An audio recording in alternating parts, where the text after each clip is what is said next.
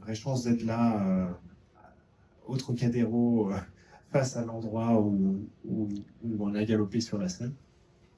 C'est c'était une fin sur l'ancien projet et c'est un début pour ce nouveau projet, donc c'est vraiment un symbole pour nous. Oui, on passe d'une fin de parcours à un début de parcours, donc c'est une histoire qui se renouvelle. C'est un peu le thème du projet d'ailleurs. Donc c'est vrai qu'il y a maintenant quelques mois, on a eu la chance de participer à la cérémonie d'ouverture des Jeux Olympiques. Et Morgane était la pilote et cavalière du cheval argenté. Donc c'est vrai que le soir de la cérémonie, on a reçu pas mal de messages de félicitations, et notamment celui de Paul Larsson, qu'on connaît par notre parcours sportif en catamaran. Et on s'est dit, la réponse qu'on lui a donnée, c'est maintenant il ne nous reste plus qu'à battre ce record de vitesse à la voile. Lui, il nous a répondu, si vous voulez, le bateau est libre. Donc on a un peu décidé de saisir cette opportunité et de s'attaquer à ce record absolu sur 500 mètres, qu'il détient actuellement avec 65 nautiques. Donc c'est un record mythique en fait qui n'a jamais été battu par une femme. Donc ça fait plus d'une dizaine d'années en fait que le record tient parce qu'il a été battu avec une marge et une avance considérable. Il faut une machine très très particulière en fait pour ce genre de record, puisqu'en fait il faut réussir à doubler ou tripler le vent apparent.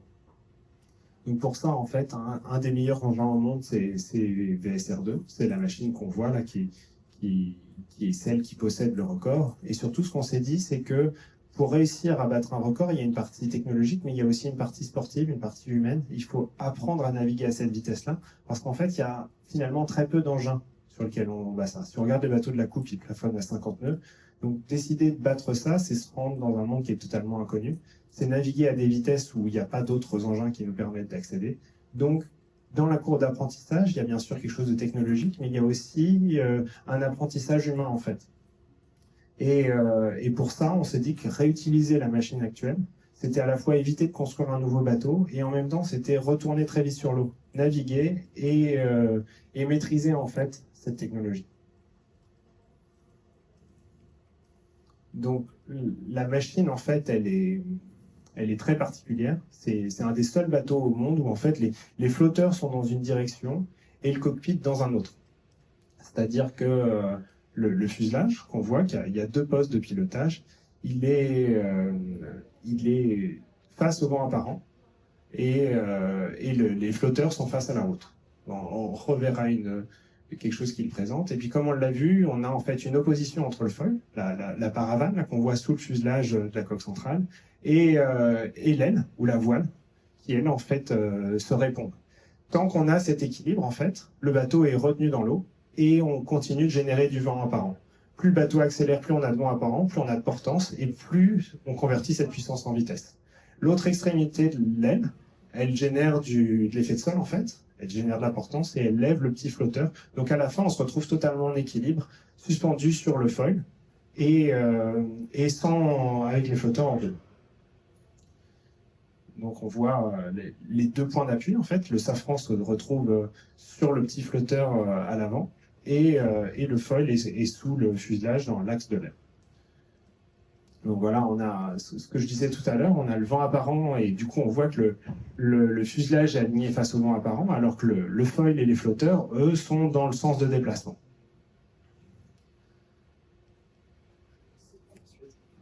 Du coup, le projet, il se fait en Namibie. Pourquoi en Namibie? Parce que en fait, on a un vent régulier de 30 nœuds et après, on a une mer très plate. Donc là, on voit un petit peu comment va se passer le projet. Donc il y a une phase où je vais être remorquée par un Zodiac pour aller sur la partie la zone où je vais commencer mon accélération. Donc cette partie-là, je vais commencer à incliner l'aile pour qu'elle soit pour qu'elle soit dans le bon sens. Et après, je vais avoir la phase où ça va être chronométré. Donc là, on est sur 500 mètres. Donc là, il faut que j'aille le plus vite possible, une vitesse moyenne la plus vite possible. Puis après, il y a la partie des accélérations qui va commencer par une abattée pour ne pas aller dans le banc de sable. Et après, une holofée. Et après, on reprend les runs. Donc c'est vrai que Morgane, en fait, va devoir garder le contrôle de l'engin. Il faut imaginer qu'à cette vitesse-là, en fait, le foil n'est plus tout à fait dans l'eau. En fait, il est entre l'eau et l'air, il est dans de la vapeur autour de lui-même. Concrètement, si on perd le contrôle de l'engin, le bateau s'arrache de l'eau et part dans les airs.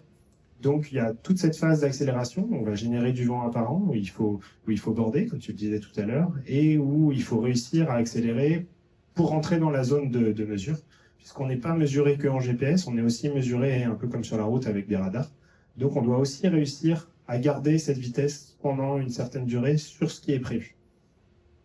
Donc, dans la durée, bien sûr, on va avoir une variation de vitesse, mais pour freiner, et c'est presque un des risques, on voit le banc de sable à droite là, pour freiner, en fait, on voudrait le faire en fait pour se retrouver face au vent, mais on peut pas le faire en fait, on risquerait de heurter le banc, donc on va devoir abattre d'abord. Donc l'aile se retrouvera à contre, en fait, on va la faire volontairement décrocher, et puis après, on se retrouvera face au vent. C'est assez long finalement, on voit qu'il y a plus de 500 mètres pour réussir à freiner l'engin.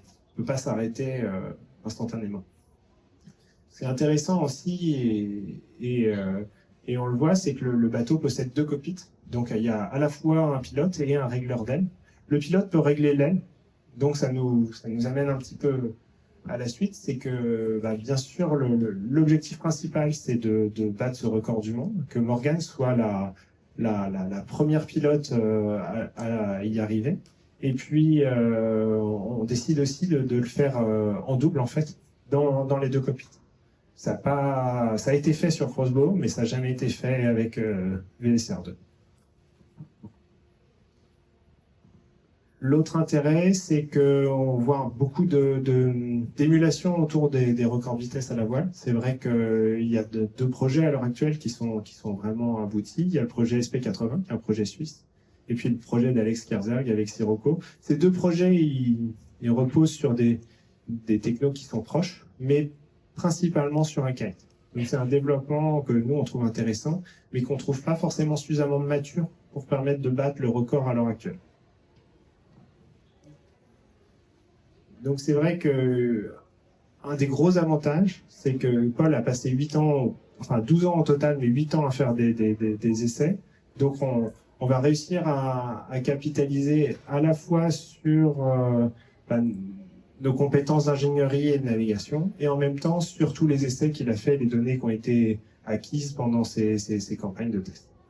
Et en plus, je pense que le fait d'avoir ce projet SpeedLab au sein des mêmes process, c'est une façon c'est une vraie chance en termes de ressources humaines et d'équipe.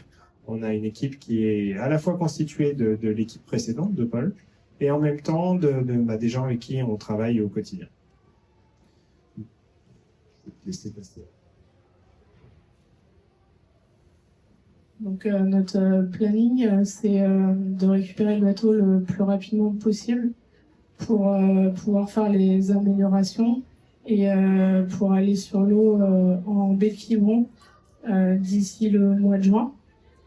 Et après ces tests-là, on pourra fiabiliser et surtout préparer le bateau pour partir en Namibie, où là, on va passer 3 mois là-bas pour passer 1 mois à faire des essais, à faire des tests, et après passer au record avec la personne qui va mesurer ce record.